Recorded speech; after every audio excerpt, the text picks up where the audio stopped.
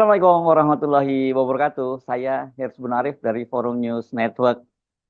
Dominasi paslon nomor satu, ini Anies Baswedan dan Muhaimin Iskandar di media sosial itu benar-benar kian perkasa dan tidak tertandingi. Apapun yang berkaitan dengan Amin, khususnya calon presiden Anies Baswedan, selalu menjadi trending topik dan menuai sentimen positif.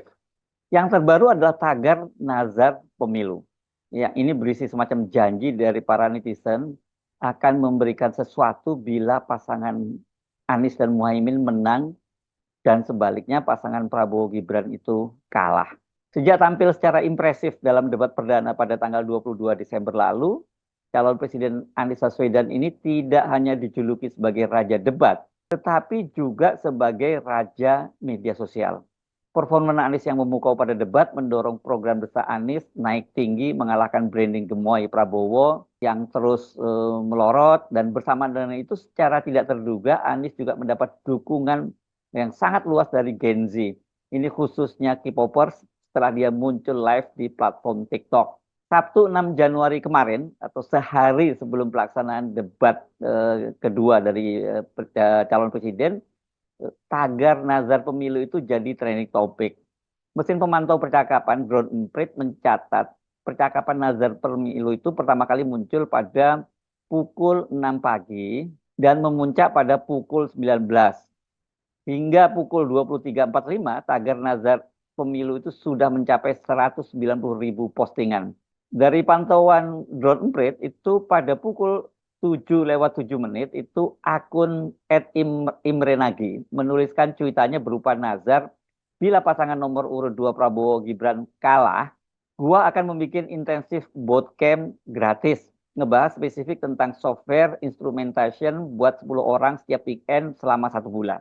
Seperti gayung bersambut, ini para netizen kemudian meramaikan tagar nazar pemilu dan kemudian masing-masing untuk mengucapkan nazarnya. Dan ini kalau kita cermati, semua itu adalah akun organik dan bukan akun bot, ya. Salah satu yang banyak di retweet adalah akun Akbar Selamat, @selamatin ini. Kalau Anies Imin menang, saya akan pilih 10 anak SMA untuk atau yang kuliah untuk mentoring one on one SMA, cara dapetin beasiswa mulai dari nulis esai, wawancara sampai personal branding. Saya lulus dari ITB dengan 3 beasiswa. Kini saatnya perubahan kita lakukan. Kemudian dia mencantumkan tagar nazar pemilu. Ada juga akun @titi rusdi yang mencuit 1.000 nasi kotak free setiap Jumat selama sebulan kalau 02 kalah. Berdasarkan pemantauan Drone Emprit, tagar nazar pemilu itu 70% ini terdiri dari janji atau nazar bila Anies dan Imin menang, sementara 22% itu bila Prabowo dan Gibran kalah. Memang ada, ini tidak sepenuhnya ya, kalau dari kita amati 78% dari yang bernazar tadi atau sebaliknya begitu 22% bila Prabowo Gibran kalah itu semua adalah pendukung Anies, karena di situ juga ada pendukung 03 yang ikut mencuitkan hal ini. Tapi memang tidak sebesar klaster pendukung dari Anies dan Imin. Drone Emprit itu mencatat ada 4 jenis nazar pemilu. Yang pertama, memberikan kelas atau pelatihan gratis seperti kelas di UX Research, pelatihan riset pasar, pelatihan baca Al-Quran, dan pelatihan design thinking for business. Yang kedua, memberikan bantuan atau sumbangan seperti memberikan mukena dan sarung untuk masjid, garis miring musola, potong kambing, dan berbagi makanan kepada panti asuhan.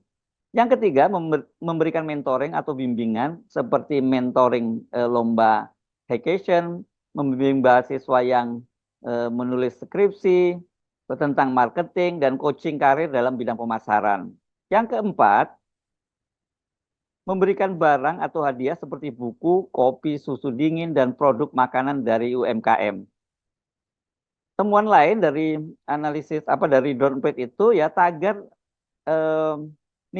nazar pemilu ini digunakan sebagai wadah untuk menyampaikan harapan dan dukungan terhadap pasangan calon tertentu.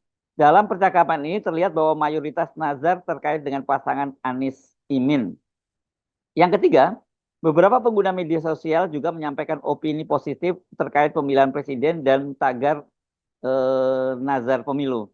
Mereka menganggap pemilihan kali ini berbeda dan menarik karena mendukung pasangan calon tidak hanya berjanji, tapi juga siap untuk melaksanakan janji tersebut jika pasangan calon yang mereka dukung menang. Yang keempat, terdapat variasi dalam jenis nazar yang dibuat oleh pengguna media sosial. Hal ini menunjukkan bahwa masyarakat memiliki minat dan keahlian yang beragam serta ingin berkontribusi dalam berbagai bidang seperti pendidikan, riset, pemberdayaan UMKM, dan keagamaan. 5. Dalam percakapan ini terlihat bahwa tagar nazar pemilu menjadi ajang untuk berbagi ide dan inspirasi antara pengguna media sosial. Beberapa pengguna bahkan memberikan dukungan dan merespon nazar pengguna lain dengan antusiasme. Dalam keseluruhan analisis ini terlihat bahwa tagar nazar pemilu menjadi sarana untuk menyampaikan harapan, dukungan, dan komitmen dari masyarakat terhadap pasangan calon tertentu.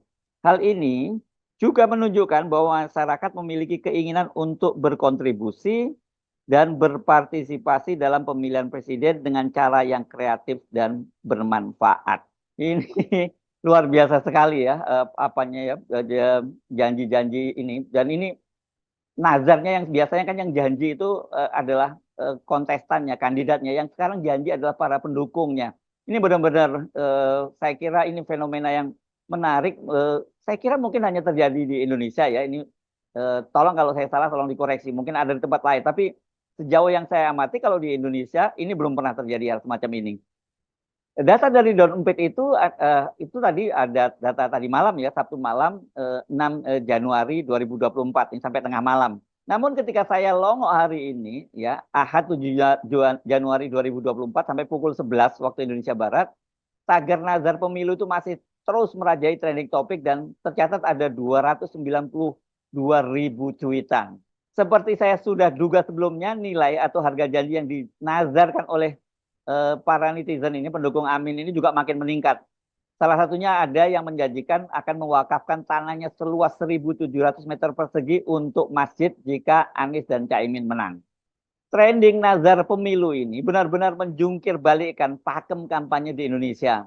Bila biasanya para paslon yang berjanji dan mayoritas janji-janjinya itu hanya janji manis yang tidak akan dipenuhi setelah mereka terpilih, sekarang yang berjanji adalah para pendukungnya. Ini saya pikir adalah fenomena luar biasa yang menunjukkan dukungan terhadap perubahan itu tidak lagi terbendung. Paslon nomor 2 itu janji beri susu dan makan siang gratis bila menang Pilpres. Sebaliknya pendukung paslon nomor 1, Amin, Anies Muhaimin berjanji dengan beragam janji. Ini kalau Anies dan Imin terpilih, ini benar-benar fenomena yang jungkir balik yang tidak akan mudah dipahami oleh mereka yang terbiasa dengan politik transaksional dan menganggap bahwa para pemilih itu sangat mudah disogok dengan berbagai janji manis para kandidat serta bagi-bagi sembako ini. Karena dalam beberapa hari ini juga beredar video itu minyak goreng ini yang bergambar pasangan Prabowo Gibran itu juga beredar di media sosial.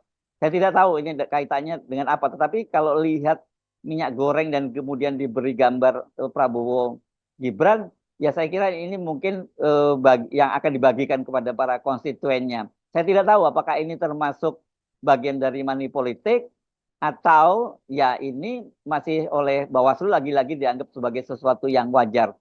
Tapi kalau kita melihat fenomena yang tadi di kalangan netizen tadi, kalau buat mereka nggak ada artinya ya, mereka disogok dengan minyak goreng atau katakanlah paket beras dan paket sembako. Karena dalam pemilu kali ini mereka justru mau mengeluarkan uangnya sendiri, mereka mau berjanji, bernazar bila Anies dan Imin yang dipilih, maka mereka akan mengeluarkan sesuatu, akan mengeluarkan harta bendanya untuk diberikan kepada pihak lain.